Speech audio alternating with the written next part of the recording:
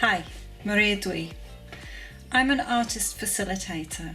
There are two parts to that job, artist and facilitator.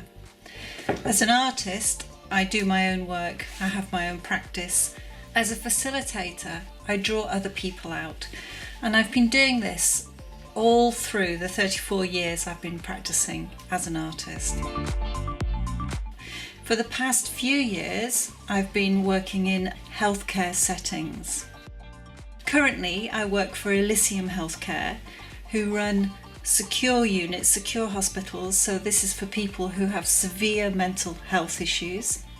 And I'm going into one hospital a month to work with the patients on co-creating a recovery tree mural. So we draw and paint on the walls, and we do a tree that's in all 4 seasons at once. So on Monday we start drawing with charcoal on the walls and start the painting using acrylic paints. Then throughout the week we continue to put the tree through the seasons, winter, spring, summer, autumn. And then we add in animals and wildlife and plants and things that are suggestions from the patients and staff.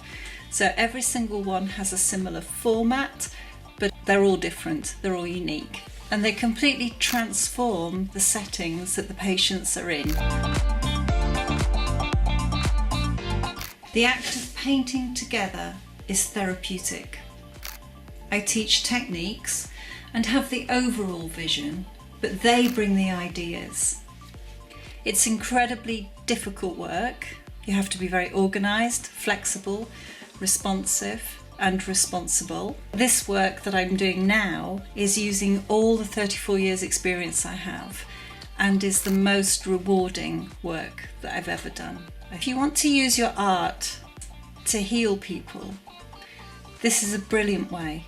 You don't have to be an art therapist. I'm not an art therapist, but my work has therapeutic aspects to it. So I'm using my art to help people heal themselves.